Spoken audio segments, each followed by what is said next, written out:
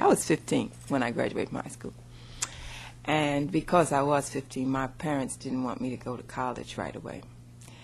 So they sent me to a finishing school in the South. And I didn't dig that too much, you know.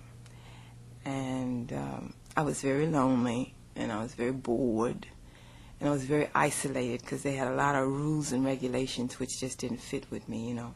You had to wear gloves and hats and, you know, shake hands a certain way. And, you know, I remember when the president of the college called me in the first time because I ran everywhere I went. And he used to say, Miss Teer, young ladies don't run, you know, that kind of thing. And it inhibited me very much.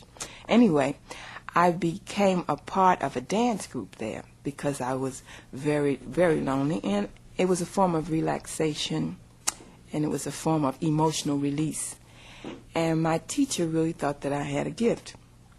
And she started encouraging me to continue my dancing. Of course, dancing for me, all my life I've been dancing. It was always a social kind of thing. And now that I look back in retrospect, I know that whenever I was unhappy or not feeling well or depressed, I would dance. And I usually dance around a table, you know, and now that I know more, I have more knowledge, you know, the concept of dancing around the table, you know. Table, circle is completion, circle is wholeness, 360 degrees, that kind of thing. But the music and the movement around the table and around the table, when I finished, I always felt great, you know. So now I say that was a form of unconscious therapy, you know. But all I knew was I felt raised, I felt lifted, you know. So I loved to dance all of a sudden, you know. It became my life. It's like liquor raises your spirits, I guess. Well, dancing for me raised my spirit, you know. And so they kept pushing me into the field of dance. Naturally, my parents thought, you know, you can't go to college and major in dance. I mean, what is that, you know?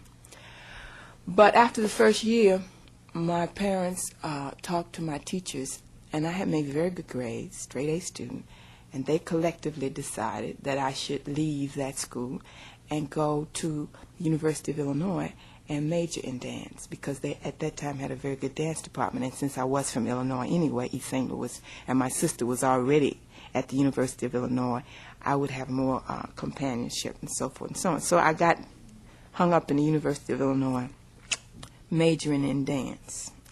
And I realized once I began to take my art form seriously that the divinity would rap through me when I danced. I remember the first concert I did, the dance was called A Ritual for One. None of those things made too much sense to me. The only reason I stayed in it is because it made me feel good, you know. And that's basically how I got involved in the creative arts, because originally my major was going to be biology. You know. So I veered from that. I graduated from University of Illinois with a degree, highest honors, and they sent me off to Europe. I went to 5 universities in this country, searching. And then finally, my dance teacher, who was at the University of Illinois, who was the reason that they sent me there in the first place, was a guest professor from Berlin. And she was on a visa, 5-year visa. And when I graduated, her 5 years was up. And I became her sort of protege kind of thing. And she took me back to Berlin with her. I stayed over there and studied the Wigman technique. Mary Wigman is a pioneer, even older than Martha Graham, in the field of modern dance. Anyway, I stayed over there with them. I studied pantomime with the crew, and I participated in festivals in Switzerland and in Italy. And I got a telegram at the end of about 6 months or 5 months from my mother saying it's time to come home. So I came back. And when I got back, I didn't want to go back to East St. Louis. And in the back of my mind, I really wanted to become a, in quote, professional dancer. And I wanted to have a company of my own. But my parents are very educatedly orientated.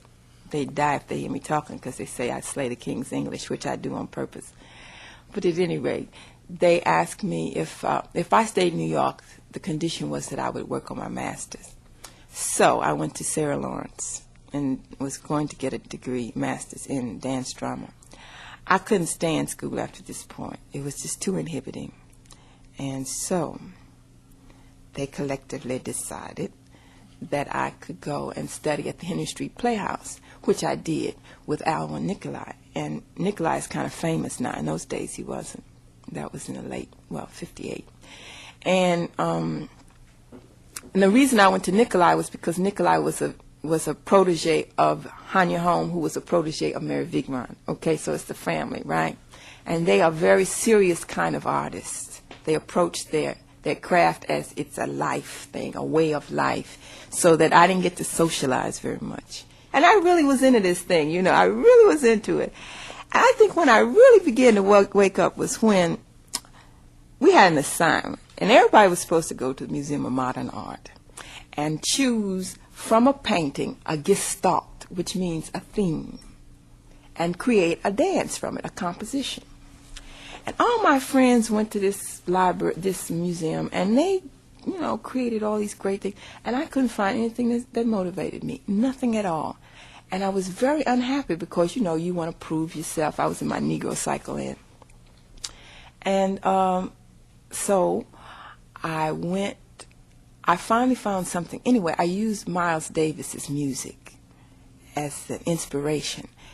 And my criticism was, that looks like a nightclub routine, Barbara. You know, and I had worked very hard on that piece. And that was the thing that did it, you know, because it crushed me. They didn't even know who Miles Davis was. I mean, we were dealing with Vivaldi and Cage, you know, and all of these kind of people, you know. So around that time, I hurt my knee, which at that time was tragic, but now it was the greatest thing that ever happened. So I had to stop dancing for a while. And my father came to New York, and we had a long talk, and they knew some people. Anyway, the long story short, I met some people who were actors, who were in the theater, and who were doing Raisin in the Sun. And because of that, I got very involved with blackness and black consciousness, you know. And I began to see what was happening to me in that atmosphere. My whole freedom thing had been geared toward another kind of standard, a European kind of thing, and I was not really developing the way I wanted to. So I started studying Afro-Cuban dance then, and jazz, and I just broke totally away from that whole modern dance thing. And I started reading books, political books, books about, you know, black people and their relationship in this country. And my whole thing changed. So I didn't know what to do at that point, so I started studying singing. And my teacher was a black teacher, Edward Bodner, and I really loved him, and he was very good to me. He was like a father. And I used to sit there all day long and listen to all those beautiful voices, you know, black voices, just develop. And I thought I wanted to be a singer. In the meantime, I went into a Broadway show with Agnes DeMille as dance captain, because I had all this ability to take labor notation and all that other nonsense. And it was a show called Kwamina, and it was an African show. And we had African consultants, and we learned all kinds of chants, and we began to and this was in 61, and we began to dress in African clothes and make African sounds, and it became a part of us, the whole company, and we really enjoyed it, you know, because it was more me, I guess. Then after that, I started traveling a lot. I went on the road with Pearl Bailey to Vegas. I went to Brazil with Alvin Ailey, and I danced with Louis Johnson, a lot of people. But the dancing wasn't fulfilling me. So my actor friend said, well, Barbara, why don't you study acting? Because you really would be a good actress. You got all this emotion, all this feeling. So I started studying acting. And I studied with Lloyd Richards, who directed Raisin in the Sun, Paul Mann, and then I went to Sanford Meisner at the Neighborhood Playhouse. And I stayed there for 4 years till he kicked me out, because he said it was nothing else I could learn, and that I needed to just get out and work. But acting gave me a discipline. It gave me an ability to expand my mental power, because then I had to begin to analyze and look into and probe why people do things, what are people's attitudes.